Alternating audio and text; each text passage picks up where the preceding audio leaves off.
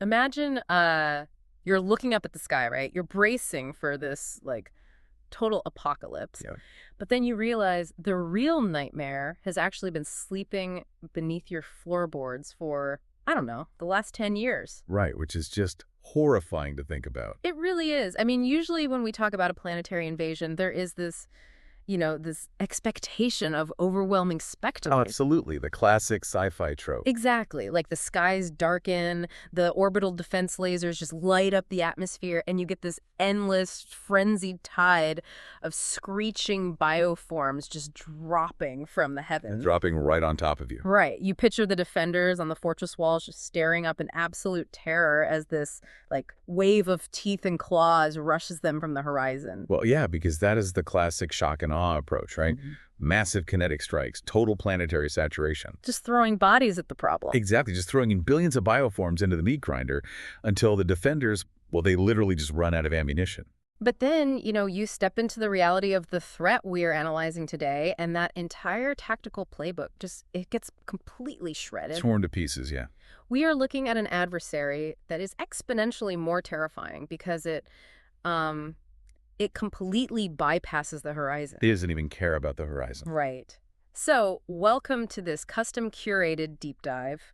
Today, we are exploring the absolute terror of, well, weaponized patients. That's a great way to put it. We are breaking down the history, the biological mechanics, and honestly, the psychological warfare of Hive Fleet Jormungandr. Our source text for today is actually this incredibly grim dossier titled Jormungandr, The Serpent Beneath the Soil. Which is such an evocative title. It really is. It goes into heavy detail on their unique ambush tactics, their historical campaigns, specifically looking at the Thalassy sector and the lingering legacy of this specific Tyranid Hive fleet. And we're talking about a predator that doesn't just attack a world, it slowly, methodically constricts it from the inside out. Right. The tactical philosophy here is an incredibly sharp deviation from what the Imperium usually faces.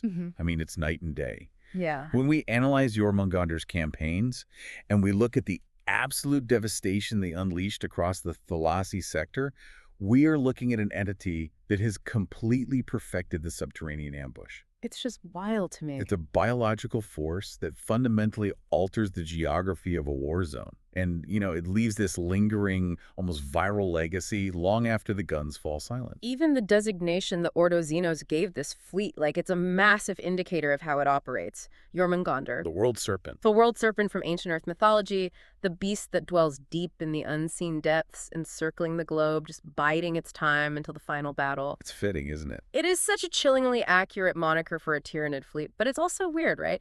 Because we always think of the hive mind as this hyper-aggressive, constantly consuming hunger. Always eating, always moving. Yeah.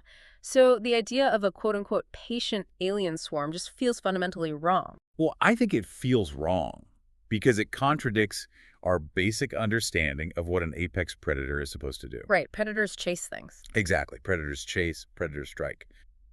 But the world serpent myth perfectly encapsulates this specific hive fleet's methodology. Because it just waits. Right. It is a biological force that encircles, burrows, and waits. It forces civilization to realize that the most existential threat, it isn't the army screaming at the city gates. God, no. It's the silent, coiled mass resting in the bedrock below your infrastructure, just waiting for a single synchronized moment to snap its jaws shut. Which completely upends the standard defensive doctrines of the Imperium.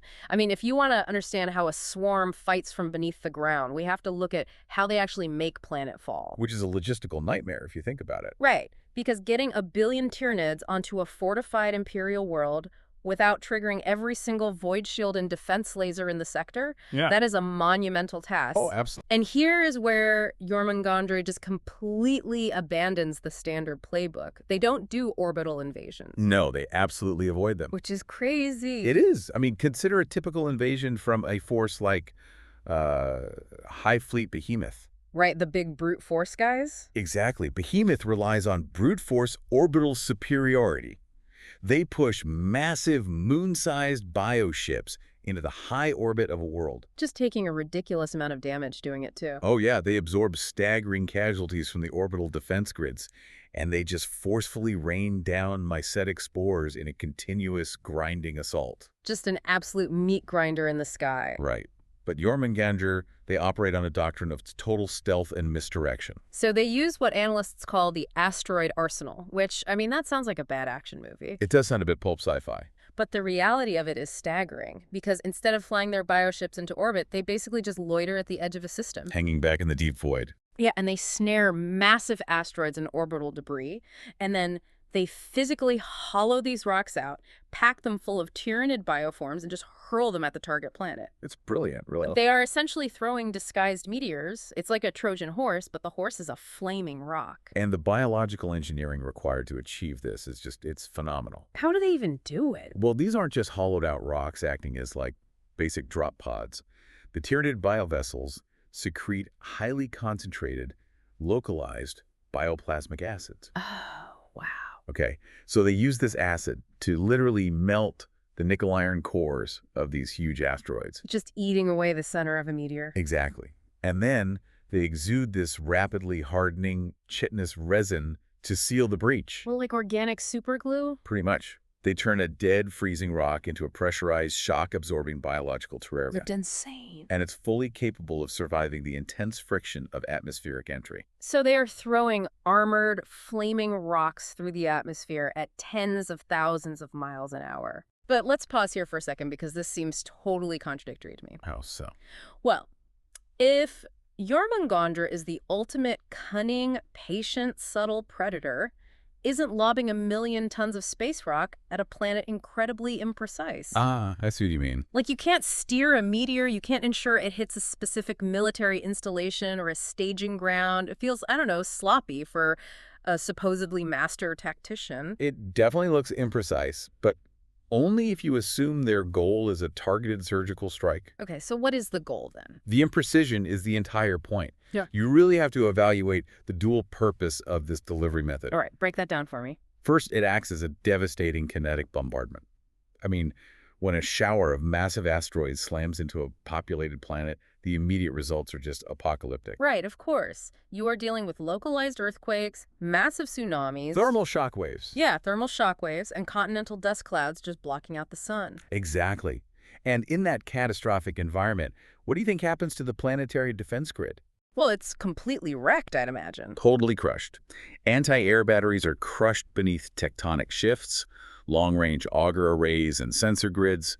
They're completely blinded by the atmospheric dust and thermal balloons. Because all the sensors are just reading fire and heat. Right. Command and control infrastructure is thrown into absolute disarray. The defenders are suddenly fighting a planetary environmental collapse. Not a war. They think they're fighting a natural disaster. Exactly. But more importantly, the sheer heat, radiation, and kinetic energy of those impacts completely mask the biological signatures of the payload hidden inside. Oh, man. That is so insidious.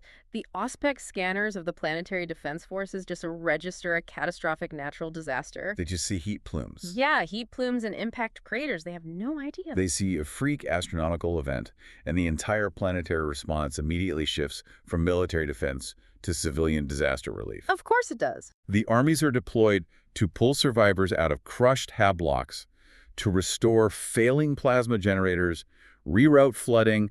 They are completely exposed, looking entirely the wrong way. Wow. Meanwhile, the devastation ensures that a massive number of those mycetic spores, which, are heavily armored to absorb the kinetic shock, they actually survive the planetfall. They survive in huge numbers. And the payload inside isn't just like a swarm of little gaunts ready to charge out into the open and start biting people. No, not at all. Right. The specific bioforms deployed here are highly specialized. We are talking about raveners, molochs, and trigons. The big boys. Yeah, these are massive serpentine, heavily armored siege creatures biologically engineered for rapid excavation. Exactly. So they ride this flaming asteroid down, survive a literal crater-forming impact, and then they immediately get to work. But they don't emerge from the craters to fight the rescue crews. No, they dig straight down. They just go straight into the dirt. And this transition, right, from the violent cataclysmic arrival to the absolute silence of the immediate aftermath, that is the defining characteristic of Jormungandr. Because it's completely counter to what you expect from a Tyranid swarm. Right. Getting past a planetary void shield via disguised meteor strike is brilliant on its own. But what happens next is what truly isolates this Hive fleet from the rest. Because they just vanish. Like, if a normal Tyranid pod lands, the fleshy doors peel back, and a horde of weaponized horrors pours out to slaughter everything in sight. Screaming and charging. Right. But these Jormungandr serpents, they claw their way out of the shattered meteor casings, dive into the bedrock, and then they initiate a deep biological hibernation. They just shut down. They literally just go to sleep. And the physiological shift here is extreme. Because to evade the Imperium's deep core auspex and seismic scanners, these massive creatures completely power down their metabolisms. Like, how powered down are we talking? We were talking about reducing their heart rates to perhaps 1 beat per day. 1 beat a day. Yeah. They initiate this endothermic shift, lowering their internal body temperatures to perfectly match the surrounding rock. Oh, so thermal imaging is completely useless. Absolutely useless. They are essentially cold-blooded rocks at that point. It reminds me of those carnivorous cicadas, you know? Burying themselves in the dirt, waiting for their cycle to hit. That's a really good analogy. But on a monstrous, city-destroying scale. But, I mean, how does that actually work in practice? What do you mean? Well, if you have thousands of massive, serpentine alien monsters buried miles deep in the crust and they are completely comatose, how do they coordinate an attack? Oh. Like, how does a Trigon buried under a hive spire know, oh, it's a Tuesday, time to wake up and eat everybody? Well, they rely on the synaptic resonance of the hive mind. The psychic connection. Exactly. This is where the sheer psychic weight of the Tyranids becomes a tangible physical weapon. Okay. Because these creatures, they lie dormant in the absolute dark. Yeah. Sometimes for months, sometimes for decades. Yeah, decades. They are basically a loaded biological spring. And they remain completely inert until they receive a very specific, overwhelming psychic signal broadcast by the approaching hive fleet. No, it's like a psychic alarm clock that just vibrates right through the bedrock. Exactly. Yeah. And that signal, it doesn't happen randomly. The timing of it is absolute nightmare fuel. Right, because when do they trigger it? The awakening signal is synchronized down to the microsecond with the arrival of Jormungandr's actual capital ships in the planet's high orbit. Oh, man. Just imagine the reality of that for a planetary governor or just, a citizen. It's bleak. Like, for you listening to this, put yourself there. Your world suffered a devastating meteor shower 5 years ago. Right. You think it was just bad luck. Yeah, you spent those 5 years rebuilding. The infrastructure is finally back online. The citizens feel safe. People are finally relaxing. Exactly. And then, without warning, a massive Tyranid armada drops out of the warp and eclipses your sun. And you panic. The planetary defense forces scramble. The sirens wail. Every defense laser, macro cannon, and missile battery is aimed skyward. Because that's where the threat is. Right. All military attention, all logistical power is directed straight up at the encroaching fleet. And at the exact moment the defenders pull the trigger to fight the Void War, the ground beneath their feet just shatters. The psychic signal washes over the planet, the sleepers wake up all at once, and 1 million tons of alien muscle violently erupts from the Earth. It is the perfect pincer movement. You are looking at the ceiling, bracing for the roof to cave in, and the floor literally falls out from under you. The target is crushed between an orbital bombardment from above and a massive subterranean eruption from below. It's impossible to defend against. Completely. The defensive lines aren't just flanked, they are physically uprooted. Bunkers just collapsing into sinkholes teeming with raveners. Yeah, artillery emplacements are swallowed whole by Molochs before they can even fire a single shot. But there is a tactical doctrine here that is somehow even worse, right? Because let's say, against all mathematical odds, a planet actually survives this synchronized trap. A rare scenario, but let's say it happens. Let's say the local Astra Militarum regiments just fight like absolute legends, they hold the line, and they meet back the eruption. Jormungandr employs this tactic known in the source material as the Hydra's sting. Right. And it means that even if you win the battle, you still haven't won the war. Because if you look at standard warfare, right, a victory usually involves routing the enemy, driving them off your territory or just annihilating them completely. Right. When a conventional Tyranid swarm is broken, it typically consumes its own dead and retreats back to the bioships, or they just starve to death without synaptic control. They pack up and leave, basically. Exactly. But Jormungandr, they don't retreat into the void. When they lose a surface engagement, the surviving bioforms simply burrow back down. They just dig deeper. Yeah.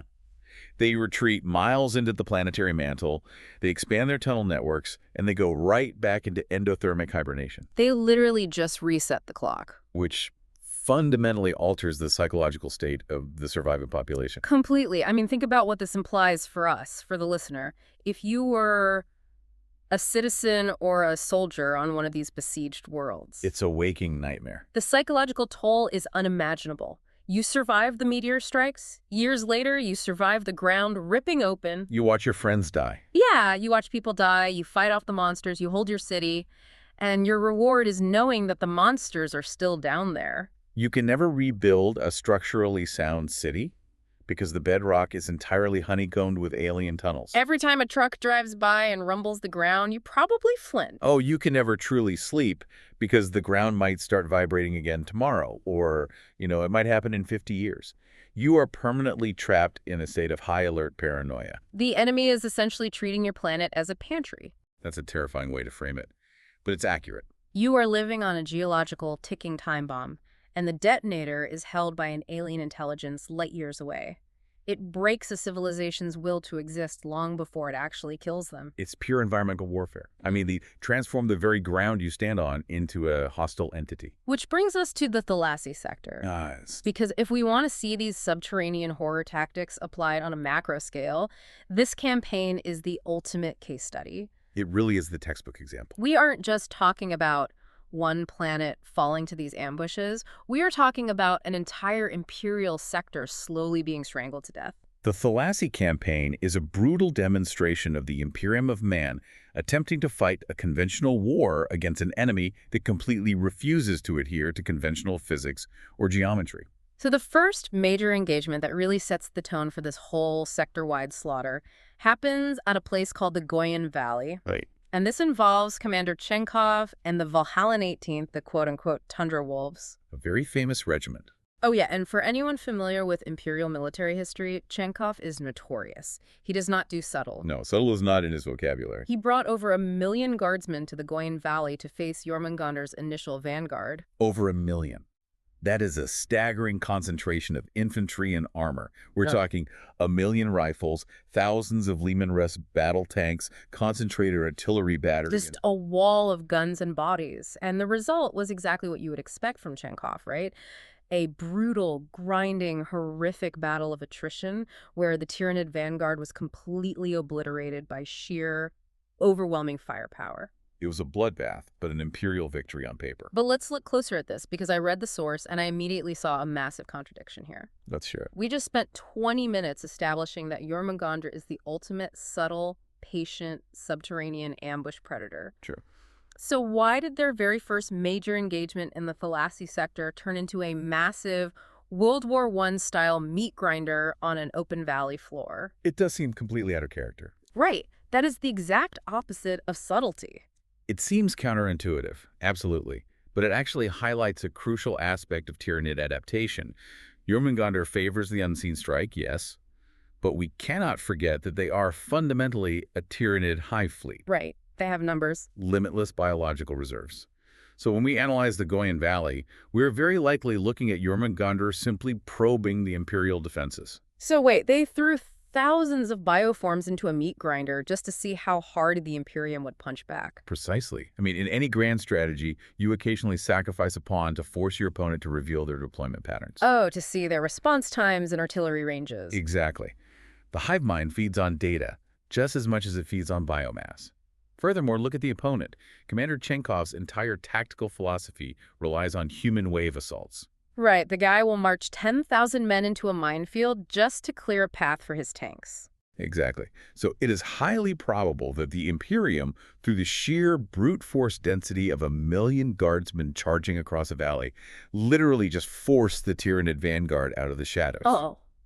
They essentially flooded the valley with so many bodies that Jormungandr couldn't maneuver underground without hitting a bunker or a trench line.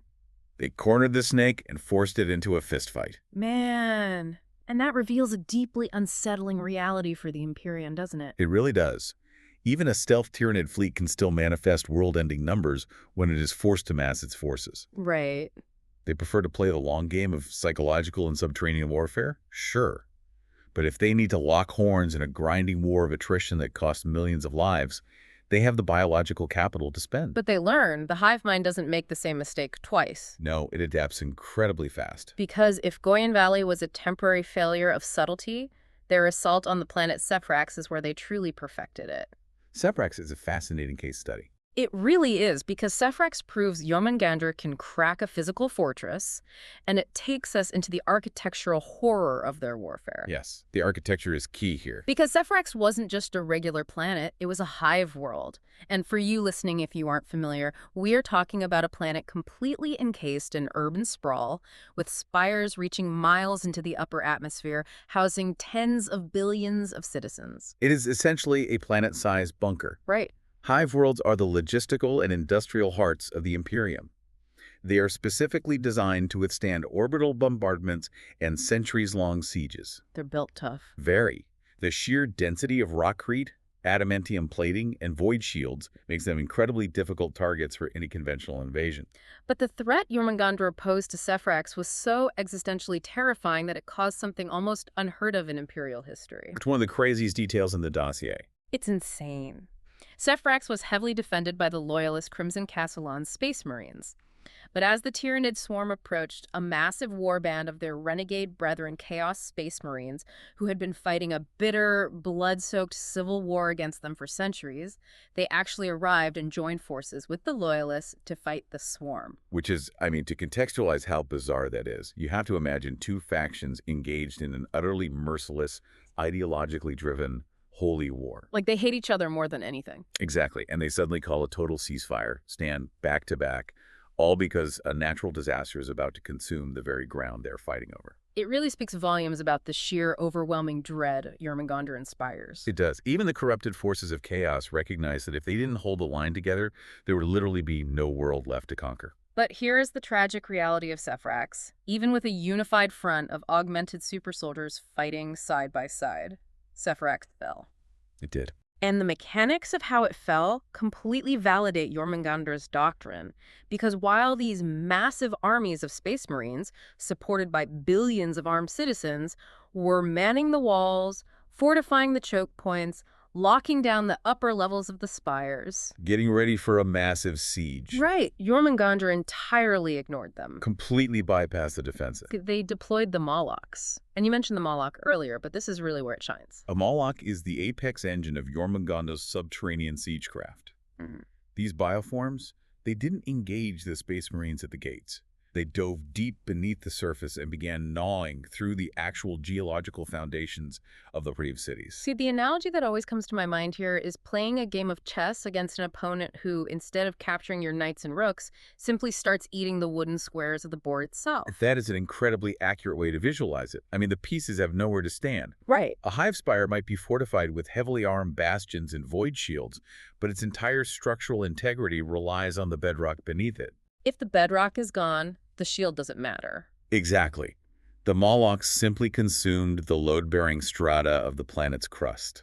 They hollowed out the Earth beneath structures that had stood for 10,000 years, and eventually physics just takes over. And the sheer kinetic force of a miles-high spire collapsing into a massive subterranean sinkhole is devastating. I can't even imagine the noise, the destruction. The loyalists and renegades had prepared for a brutal room-to-room siege.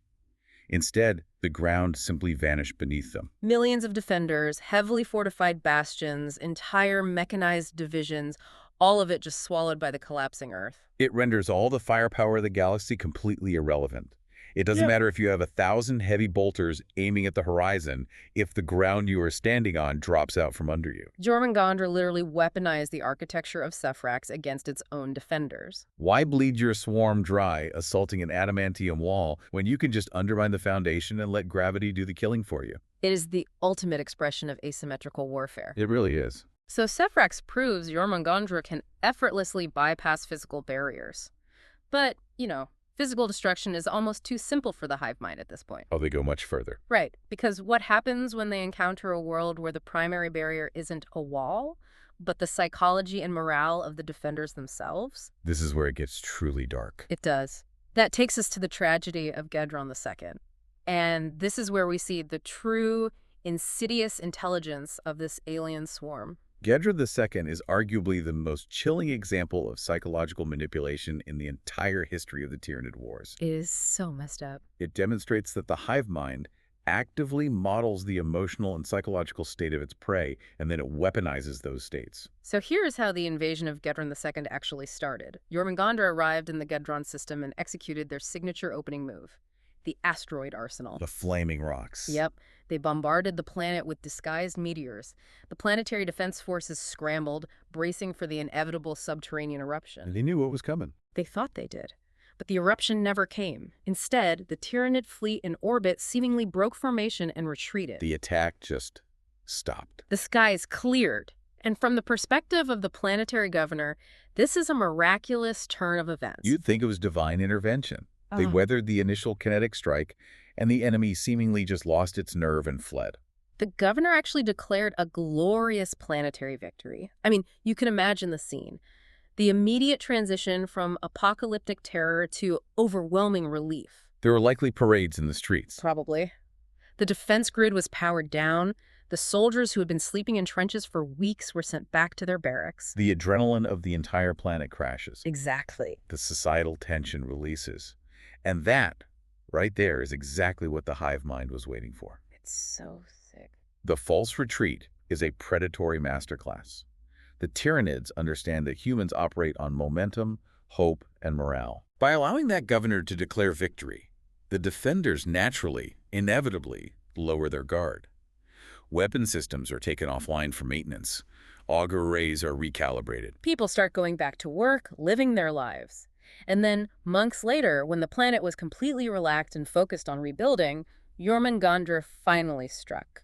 But they didn't erupt from the impact craters. No. The historical records show they erupted from the ocean floor. Which is just terrifying. It was a completely horrific surprise attack that instantly swarmed the lower coastal fortifications before an alarm could even be sounded. By utilizing the oceanic trenches, Jormungandr achieved complete tactical surprise. I mean, the immense pressure and thermal dynamics of the deep ocean. They perfectly masked the biosignatures of the awakening swarm. It hides them completely. Completely. Furthermore, water heavily dampens the seismic tremors of mass excavation. Oh, so the sensors wouldn't even pick up the digging. Right. The defenders had zero early warning. It's the ultimate cruelty. I mean, to go from, we won the war, we survived, to, the oceans are boiling with millions of monsters in the span of a single afternoon. It breaks you. It does. That doesn't just kill a defender. That breaks their spirit completely. It shatters the civilization's will to fight before the first shot is even fired. The defenders are mentally and emotionally exhausted. They just give up. They realize they were never victorious. They were just being played with. It's like a cat letting a mouse think it has escaped the kitchen, just to watch the hope drain from its eyes when a paw slams down on its tail. Ugh.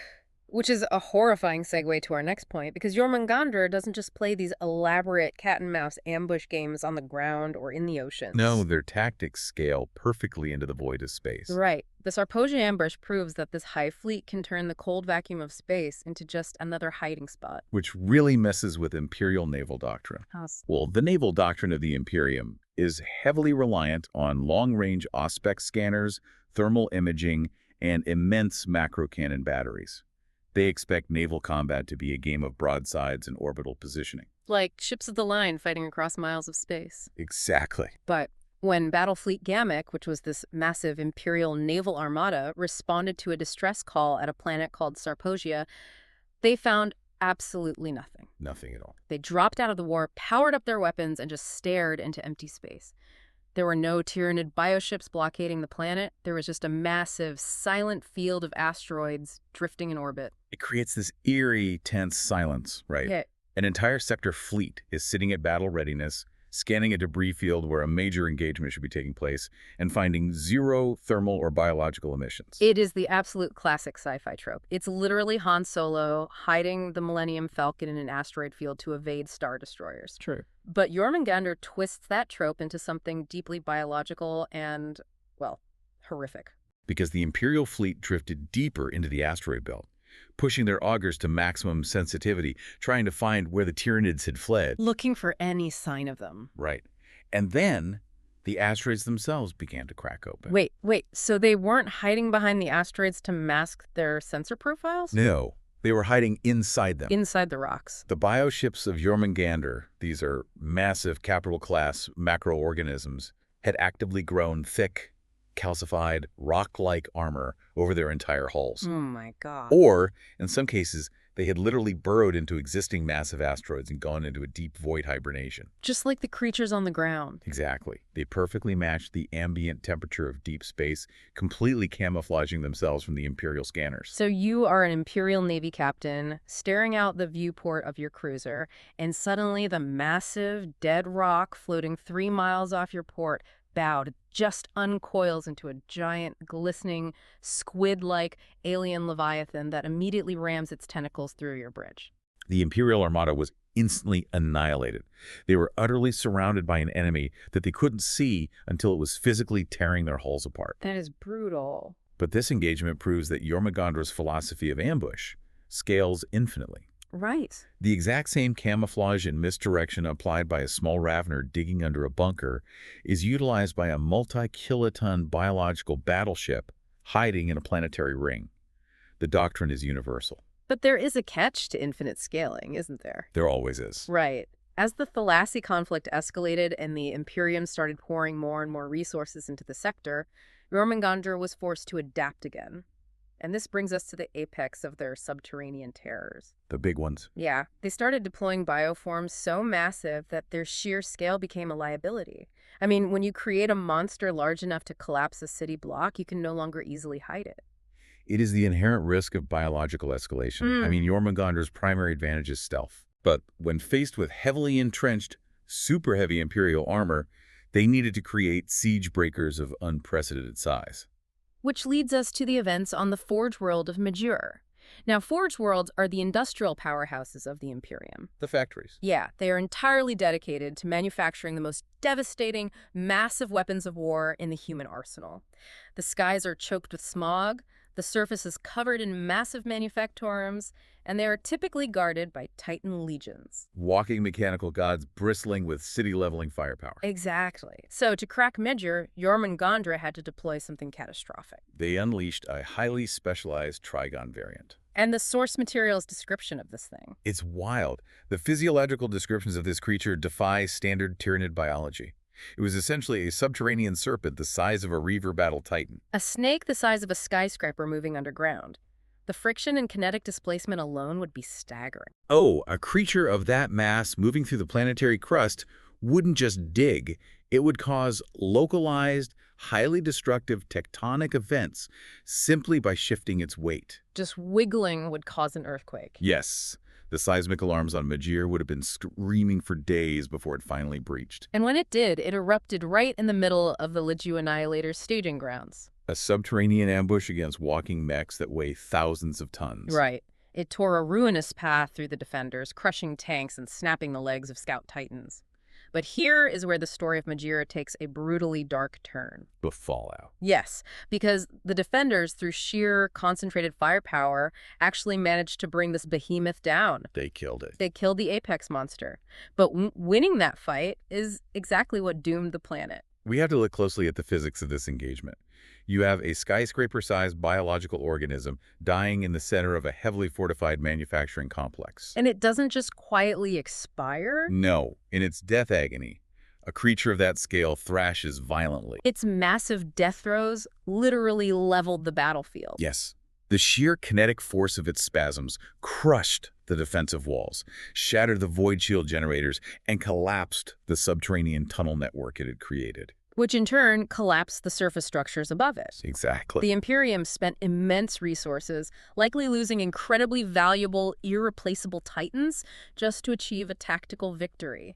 They killed the big snake. But the physical reality of that monster's death destroyed the very infrastructure they were trying to protect. It left a gaping, undefended hole in the fortress for the rest of the Tyranid swarm to pour into.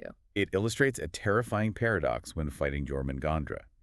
Even a tactical victory often results in a strategic annihilation. You win, but you lose. You can win the battle, but the physical consequences of how you won will lose you the war.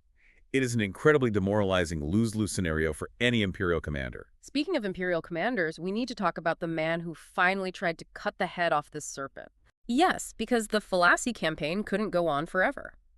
In the year 995 of the 41st millennium, Admiral Vortigern Hanroth finally cornered the main body of the Jormungandr fleet. This was the culmination of a sector-wide war of attrition. Right. Hanroth managed to deduce their void movements and force the elusive fleet into a massive, conventional naval engagement at the Battle of the Black Nebula. So he caught them out in the open. He essentially trapped them in a location where they couldn't utilize their asteroid camouflage or their hit-and-run tactics. And Hanroth won. He brought the hammer down and destroyed the main Hive fleet. But this victory, I mean, looking at the casualty numbers in the dossier, it feels like a hollow triumph. It is the very definition of a Pyrrhic victory. Hanroth achieved his primary objective, yes. The main tendril of Jormungandr was broken and its capital bioships were burned. At the cost. The cost was apocalyptic. He lost 3/4 of his entire armada to achieve it. 75% of an entire Imperial sector fleet. We are talking about hundreds of capital ships, millennia-old cruisers, thousands of escort vessels, and millions upon millions of highly trained naval personnel, all obliterated in a single engagement. That's devastating. The industrial and human cost required to replace a fleet of that magnitude is almost unfathomable. Yeah. The Imperium is essentially bleeding to death to win these single, decisive battles. And here is the truly depressing part, like the dark legacy of this entire campaign. Hanroth broke the main fleet in the void. He burned the big ships. Right. But as we established in the very first minutes of this deep dive, you cannot easily kill a serpent that has already laid its eggs beneath your soil. The space battles, the destruction of the capital ships, all of it was in many ways just a massive distraction. Because the threat was already planted. A true existential threat had already been securely planted deep within the crust of the Imperium. We are talking about the sleeper threat. The remnants of Jormungandr didn't just die off when the fleet was destroyed.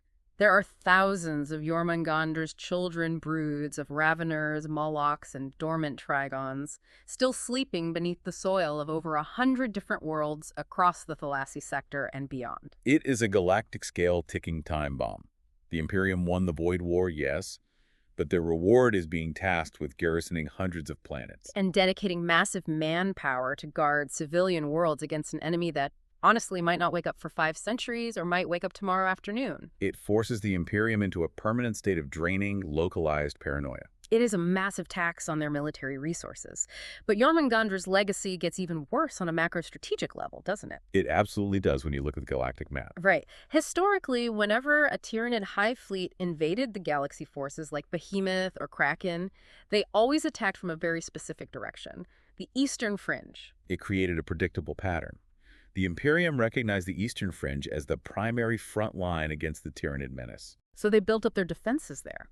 They fortified those sectors heavily, creating a massive deep space Maginot line facing east.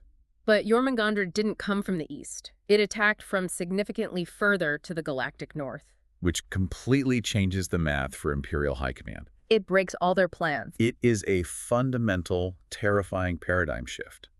It proved conclusively that the Tyranid threat was not just a localized phenomena approaching from one edge of the galaxy. By attacking from the north, Jormungandr forced the Imperium to completely reevaluate their entire defensive posture. They realized they weren't just fighting a war on one coast, they were surrounded. That the ocean of Tyranids was everywhere. And they had to take their already depleted, overextended military forces and stretch them incredibly thin to watch all their borders. Which dilutes their defensive strength everywhere. Creating vulnerabilities across the entire galaxy. And those vulnerabilities are exactly what the Tyranids are exploiting in the present era. Which brings us to the current timeline, right? The era of the Third Tyrannic War. Because those sleeping horrors we talked about, those thousands of dormant bioforms buried beneath 100 worlds, they are waking up. They are finally waking up. And they aren't waking up because the Jormungandr ship return. They are waking up because of a different fleet entirely. This is a fascinating and honestly terrifying study in Tyranid synergy. Jormungandra's remnants didn't just operate on an internal biological timer. They were designed to be triggered by the wider hive mind. The advance of the newest, most massive swarm ever recorded, Hive Fleet Leviathan. Exactly. As Leviathan pushes deep into the galactic plane, its sheer size broadcasts an overwhelming psychic presence, the shadow in the warp. And that acts as a trigger. That massive psychic signal acts as a catalyst. As Leviathan's aura washes over those 100 worlds where Jormungandra's children have been sleeping in the bedrock, it signals them to rise. The tragedy of the imperial world of Obliterax perfectly encapsulates this nightmare. It's the worst-case scenario. It is. As Leviathan approached the system, the planetary defense forces were likely staring up at the Auspex scanners, watching this massive new threat approach from the void, bracing for the orbital drop. Looking up, as always. And while they were looking up, the returning Great Serpent erupted from beneath their cities and consumed the entire population before Leviathan even fired a spore. It is a stroke of strategic genius by the hive mind. It forces the Imperium to fight a chaotic, two-front war on single planets. Right. The defenders are trying to repel Leviathan's orbital superiority in the skies, while simultaneously fighting Jormungandra's subterranean siege in the sublevels of their own hives. And the threat is so severe, so deeply entrenched, that entire battle groups of the Indomitus Crusade, the Imperium's desperate, massive push to reclaim the galaxy, are actively being rerouted and dispatched simply to fight this rejuvenated subterranean threat. If we synthesize all of this, Jormungandr represents the ultimate embodiment of Tyranid adaptability. They aren't just a physical military force you can defeat in a line battle and cross off a list. No, they have evolved into an enduring, weaponized environmental hazard. They seamlessly integrate their dormant stealth assets with the active kinetic invasions of completely different Tyranid fleets. They operate as a unified, weaponized ecosystem. Exactly. So let's unpack everything we've explored today. We started by challenging the standard trope of an alien invasion, the mindless, screaming horde rushing the gates. Right. Hive Fleet Jormungandr takes that concept and buries it.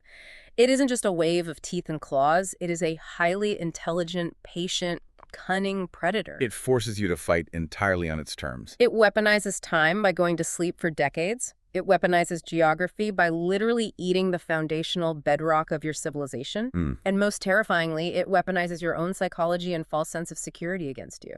Letting you think you've won the war right before it strikes from the shadows. Exactly. They are the world serpent in every sense. Their coils are woven into the very fabric of the worlds they touch, and they are never truly broken. You can burn their capital ships, you can sacrifice a sector fleet to achieve a void victory, but you can never be certain you have burned every last spore, every last dormant monster buried deep in the mantle. The nightmare is always waiting, just beneath the surface. It is. Which leaves you with one final deeply unsettling thought to ponder as we wrap up today's deep dive.